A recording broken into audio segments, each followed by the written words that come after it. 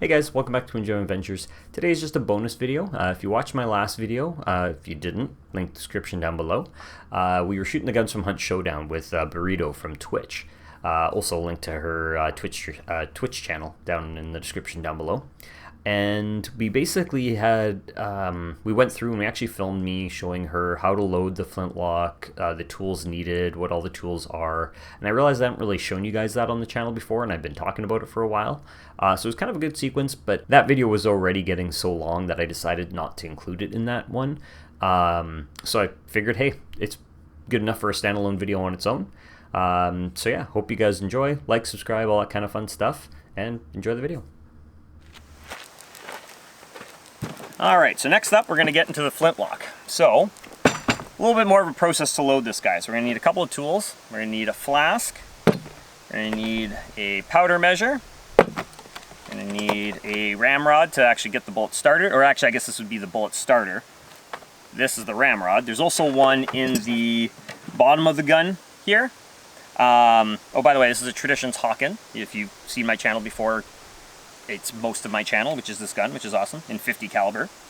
There's a ramrod here. It's made out of wood. I don't use it because I'm scared I'm going to break it, and then it looks cool being under the gun, so I wouldn't want to break it and not have it there anymore. So I actually went and got a aluminum one for loading it. So, and I always bench shoot. I don't go hunting with this gun anyway. So and then I got my little Altoids can with my patches, and we've got our Hornady 50 caliber round balls. Then we've got some cleaning stuff that we don't really need. And then we have our two types of powder. Oh, sorry. And our pan loader thingy. I don't remember exactly what that's called. And I noticed these are all made from brass, and that's because when you're loading the gun, brass won't spark against steel. So it won't create a spark so that it doesn't go kaplooey. Interesting. Now, Boorhito, you have a bit of experience with these a little bit. A little bit. I used to work at a historical site where flintlocks were kind of the thing, so I can historically interpret the use of a musket, flintlock musket, but I've never personally shot one with an actual ball in it, so I'm very excited. Yeah, you've just shot blanks. Yes. So I'm using 2F powder here. This is for the main charge that goes in the gun. The number of Fs is the sort of how fine the grain is, so more Fs means it's finer. So for the pan, we actually use 4F, but you wouldn't want to use that in the barrel because it's going to burn really, really fast, and you don't really want that. So I'm just going to put some of that in here, and I'll show you why in a minute. Very cool. So when I said a minute, it was literally a minute. So this we will use to measure out the powder. Now, you would never want to load, now granted, you could, in theory, measure out the right amount and put it right down the barrel. The problem is let's say you're taking a second shot and there's still a glowing ember inside the barrel. If it goes off, yeah, you only want that amount of powder going off in your face. Rather than this being full, this is basically a bomb that you're holding at that point. That's great. So once again, that's why it's important to have the brass, because it won't spark against steel. So, before we get to the measure, I'm going to load, that's the wrong bottle, this is the 4F. This is for loading the flash pan. Okay. This one's a little bit harder to load, or fill up, because it's a tiny little thing. Oh, wow, it is, yeah, it's very fun. Yeah, it's like a little dust almost. That'll do. Doing a couple shots anyway. I'll show how this is used in a moment when we get to that. Alright, so with the powder measure, it's got a little funnel because this is how you're going to load the charge into it. Gotcha. So there's a little locking screw here. We open that up, and along here, you're probably not going to see on the camera. I'll load some B-roll maybe and show you what I mean, but there's basically all these numbers along here, which actually integrate the number basically times 10, so you can see it starts at 10, then goes 2, 3, 4, 5, 6, blah, blah, blah. So each number, 20, 30, 40, 50, 60. 70 grain. Yes, it's referring to Very grains. cool. So it's, now granted, it's grains by volume, not grains by weight. If we're going by grains and weight, we would be filling up the barrel a lot, and that's not safe to shoot. I can't remember the reason why it's done by volume. I think it's because of how black powder has changed over the years. I'll do a video one day where I talk a bit more about that, but that's loosely what we're kind of talking about there. So we're just gonna do a light load. We're gonna just do a 60 grain charge. That's usually what I do when I'm shooting most of my videos. You can go up to about 95 grain, which I have done in some of my videos for things that I thought were gonna be a little bit tougher to shoot. That's fair. We're just shooting a wood target downrange, so we're not trying to explode something like the 3080, for instance. Yeah. So before we start doing any of this stuff, we're gonna get some of our other stuff ready. We're gonna get our patches ready. Okay. And we're gonna get the box for the ammo ready. So, all right, so we're gonna put this down on the ground here. Okay. Because that way the buttstock is not sitting directly on the ground when we lean it up there. Now you want to kind of keep an eye on it because sometimes it'll go lean over one way or the other, which I have accidentally dropped it a few times, but with both of us standing here, that'll help. Now the first thing we're going to do is I'm just actually going to grab a cleaning patch here as I try to drop everything else on the ground. Just because when I store these, I put the oil I use is kind of like a paste. It's somewhere in here. I can't remember the brand of it. It's one of Tradition's type of lubricants or whatnot. But I just like to clear that out a little bit just so that we're clean, nice and clean barrel, ready to shoot. So just put the patch on. It's gonna go all the way down. Bring it back up. And you're just gonna see a little bit of that grease and oil on there. So it just gives it a little bit better shooting surface and have the black powder ignite a bit more. Nice, perfect. Now, what was I gonna say? Something. That's gone. Anyways, sure it wasn't important. So, one thing that you are going to notice on here, once again, I'll get some shots for you guys to see here too. You're going to see a couple of scratches in the ramrod here. So those mean a couple things. So the one that's way up here, that's actually a way to tell if the gun is loaded. So when the gun has been empty and loaded, I've made a little mark showing that there's nothing in there. Oh, okay. And now, then the other one is for when it is loaded. Correct. Oh. So that's a way to tell whether or not, because sometimes you might load it and then do something like, wait, did I load it yet? This is the way to check. Yeah. Also, if you lift it up a bit and let it go, it kind of bounces and makes that clinking noise. Yes. That's it hitting the steel at the bottom of the barrel. Whereas if it's lead, it's just going to kind of go clunk and hit that. So absorb it. Two different ways you can really check the barrel, because when it's loaded, it's going to be sitting about there. That mark is for about a 70 grain charge, 65, 70 grain charge. So you'll see that. If you do 95, it's more about there. Okay. So, but that was the thing that I didn't want to forget. So what you're going to do is you're going to take that guy, and you're going to spin open the funnel part there. There you go. Take this guy. You'll see there's a little button on the side there. Okay. So you're going to basically kind of hold that, and you're going to press it in and a few times, and then the powder is going to start coming out. Okay, I don't know if you can see that. Oh, yeah, I can. Don't worry if you make a little bit of a mess, because once you get it to the top, you're going to close the funnel to kind of level it off. Is that enough? There you go. Yep, you're good. So then what you're going to do is you're going to spin that back over. It's okay if you spill a bit. That's all right. Okay.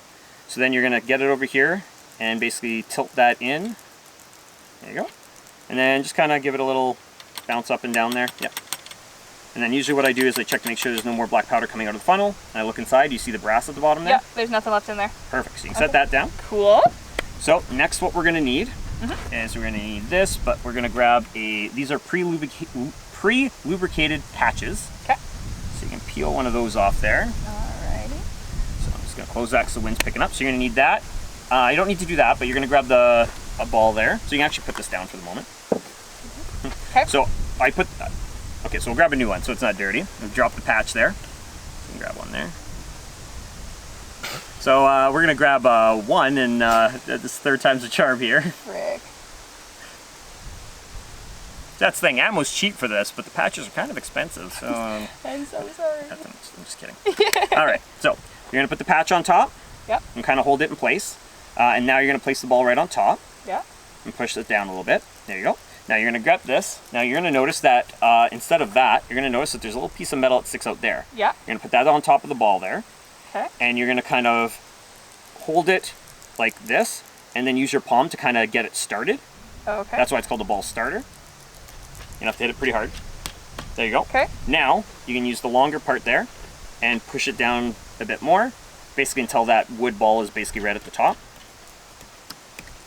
There you go. Okay. Pop that out. So now the ball started, because trying to do that with this, what, 3 feet long rod, you'd be like trying to do that and you just wouldn't get it going. So now you can use that, and you're just going to kind of up and down to try and push it down as far as it'll go. All right. Perfect. So you can see we're right near that mark, so we know that it's loaded. Okay. And that's a big thing too. So I'm just going to show one thing. You always want to give it a little bit of a tap to make sure it is packed down, because you don't want a gap between the powder and the ball, because that air compressing real quick is basically bad mamma jamma. So giving that little extra tap down, because you're basically, you actually made this point earlier, you're basically making your own bullets and cartridges when you're doing a muzzle, or loading a muzzle loader. So you obviously want to be cognizant of what you're doing, and make sure you're concentrating, which I actually find kind of relaxing / therapeutic doing this. It is very cool to kind of be making that. It's taken us longer to load this than it's taken to get one of the guns out of the truck, ready to shoot, film a shot, her shooting, and we're still loading this. So, but it's still really fun. So we'll take that out, because you don't want to shoot that out of the end of the barrel, which people do sometimes do. They forget to take that out of the barrel and shoot it out. Not necessarily dangerous, but it's, yeah, we'll go with that. All right, so we got all that loaded up. Yep. So the gun is now loaded, so we want to avoid having anything over top of the barrel. Yep. Because it's in shooting condition. Yep. It is a loaded gun now. So no safety on this guy. So I'm gonna go and tilt it this way. Okay.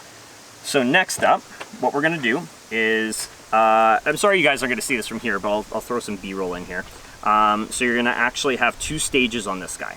Yeah. So the first click is what's called half cock, where if you pull the trigger, nothing's gonna happen. Yep. But we're not gonna test that because it is loaded already. Yep. And then once you're ready to shoot, you'd pull it back the rest of the way. Yes. It's just, it has to be in half cock in order for you to be able to load and then close the, called the frizzen, which I know you know that part. No, that part's for you guys. It's for you guys. I forget that she knows a lot of the terminology, and I'm used to having to explain this to new shooters, so she knows the terminology, she just hasn't actually done this part I know herself. the parts. I haven't actually personally loaded one, so this is very cool. But yes, very familiar with the mechanisms at least. Yeah, absolutely. So, if you want to pull that, you're going to feel it click once as you pull it back. There you go. Yeah. So now we can load the flash pan, and that's where this comes in. So this end piece is spring loaded. So when you press down, it releases. Yeah, and it releases just a little bit. Like if you hold it down, it won't just keep coming out. It releases a, sort of almost like a. I don't remember exactly how the mechanism works in here, but it basically just loads a little bit into there, so you can't. Yeah, it's hard to overdo it. But if you needed more, you could press it again, and it would release another charge of that. So you can use that. Just kind of right in the middle there. There you go. That's fine. That's fine. So then usually give it a little tap to kind of settle it. Okay. Then you can push that down. Yeah, just flick that down. There you go. Perfect. So it is now ready to shoot. Yes. So I'll go over the triggers once we get over to the range, just because we're going to be going over that. Absolutely. So we're going to move the camera and get ready and get our ear protection on, because this is very loud still. And we'll get ready to shoot. Sweet. So one of the questions was, why is there 2 triggers? So you see, there's trigger here, trigger there. So the first trigger is called the set trigger. So when you pull that one back, so once we pull the hammer back one more so it's cocked and ready to shoot, you pull that, which then basically makes this trigger almost a hair trigger. So very little pressure will make that go off. If you don't use that, you just have to use a lot more pressure, which is fine. But if you're target shooting, or you're trying to shoot an animal and making sure that your target is, you're aiming properly, you don't really want a lot of extra pressure to pull that trigger.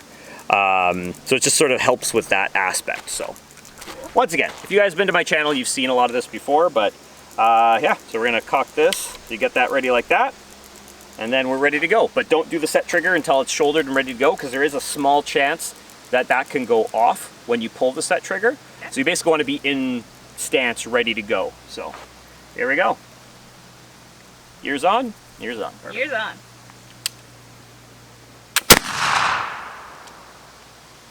So that's the other piece too. Unlike all the other guns we've shot, there is that slight delay, because it has to ignite the flash pan first, and then go then it sets off the charge inside. And when you've been shooting other guns all day, even I for a second forgot, I'm like, oh wait, it didn't go off, and then it did. So